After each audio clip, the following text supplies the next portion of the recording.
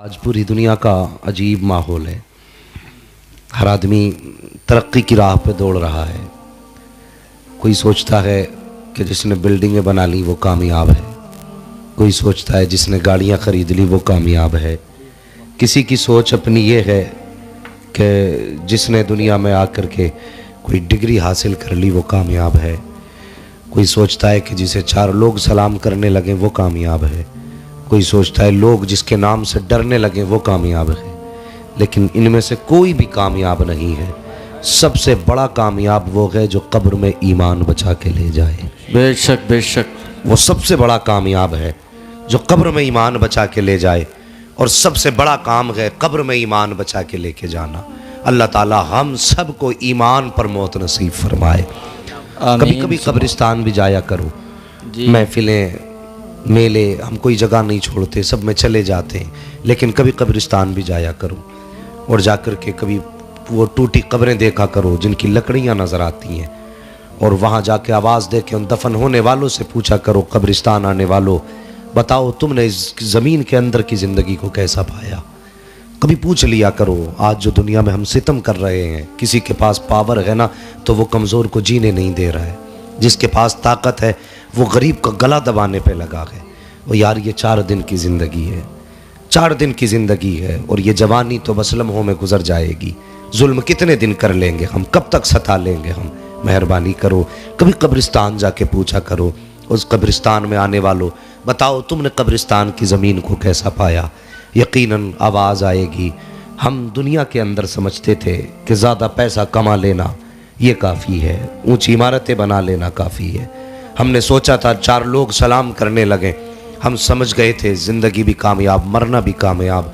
लेकिन जब कब्र में आए तो पता चला यहाँ पे ज़मीन का सिक्का नहीं चलता, यहाँ पे मदीने वाले की मोहब्बत का सिक्का चला कर। सुभान अल्लाह सुभान अल्लाह। सिर्फ उन्हीं की मोहब्बत का सिक्का कब्र में चलना है तो साहिब रिश्ते उनसे मजबूत कर लो।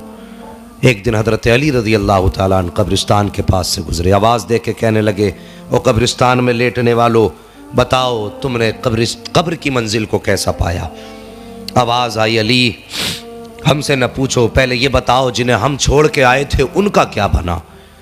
आज बंदा मरने से पहले देख के रोता है। 3 चीज़ों की फिक्र होती है मरते वक्त। एक होती है कि मेरी औलाद का क्या बनेगा, नंबर 2 होती है मैंने ये दौलत कमाई है इसका क्या होगा, नंबर 3 फिर ये सोचता है कि मर के जाऊंगा कब्र में क्या ठिकाना होगा।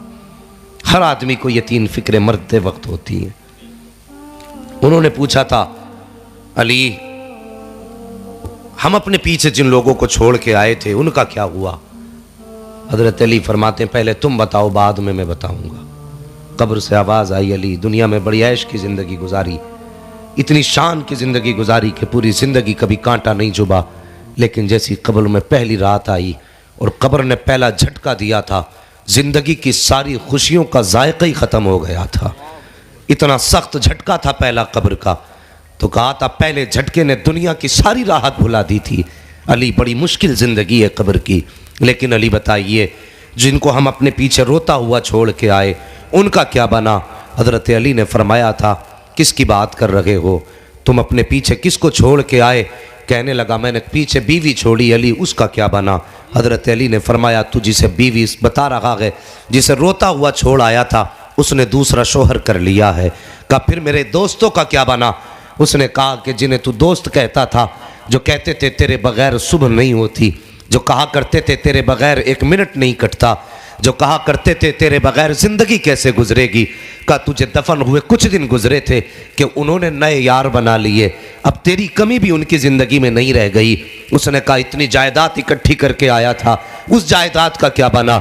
तो हज़रत अली फरमाते हैं जो जायदाद तू छोड़ के आया था तेरी औलाद ने उस जायदाद की खातिर एक दूसरे का गिरेबान पकड़ा, एक दूसरे को ज़ख्मी किया। तेरी जायदाद तेरी औलाद ने बांटी। जिस मकान को तूने शौक़ से बनाया था बंटवारे के वक्त उसके तेरी औलाद ने टुकड़े टुकड़े करके रख दिए।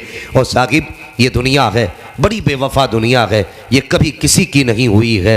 हाँ अगर चाहते हो मरने के बाद भी दुनिया से फ़ायदा हासिल करो तो अपनी औलाद को कुरान पढ़ा के चले जाना। बेशक सुभान अल्लाह सुभान अल्लाह। अपनी औलाद को मुस्तफ़ा का दीन सिखा के चले जाना। और मैं तो अक्सर कहा करता हूँ साकिब छोटे छोटे बच्चों को, जो छोटे बच्चे आपके हैं कुरान की 2 आयतें सिखा दो। अगर वो भी सीखने की उम्र ना हो तो बच्चों को सिर्फ बिस्मिल्लाह सिखा दो। अपने बच्चों को इतना सिखा दो।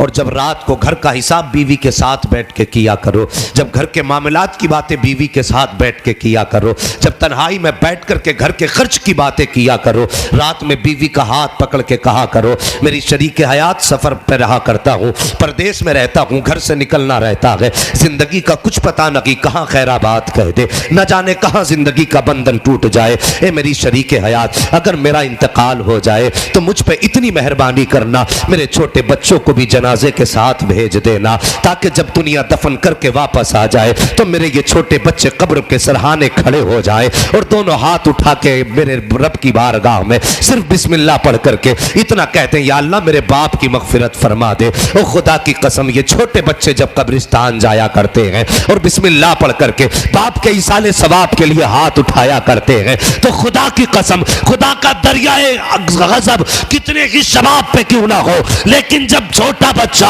हाथ उठा के बाप के लिए दुआए मगफिरत करता है तो रब का दरियाए करम जोश में आता है। रब फरमाता है, फरिश्तों अब इसकी कब्र में जन्नत की खिड़कियां खोल दो, अब इसके लिए जन्नती बिछोना बिछा दो, जन्नती लिबास पहना दो। फरिश्ते कहते हैं, परवरदिगार जब ये कब्र में आया था तो गुनाहों की गठरी लेकर के आया था, पाप ही पाप थे, मगर बता तो सही आखिर नतीजा क्या हुआ है, किस बुनियाद पर इतनी जल्दी जन्नत का फैसला हो रहा है। तो रब फरमाता है, ए फरिश्तों देखते नहीं हो, ये जमीन के अंदर गुनाहों की गठरी लेकर के आया है, लेकिन जमीन के बाहर एक 5 साल का बच्चा छोड़ के आया था, जो आज इसकी कब्र पे आकर के छोटे हाथ उठा के कहता है, या अल्लाह मेरे बाप की मगफिरत फरमा दे। ए फरिश्तों, मैं इसके बाप के गुनाहों को देखूं, ये इस छोटे बच्चे की दुआओं को देखूं, ये मुझे रहमान करके पुकारे, मैं इसके बाप को अजाब दूं, ये मेरी गैरत को गवारा नहीं है।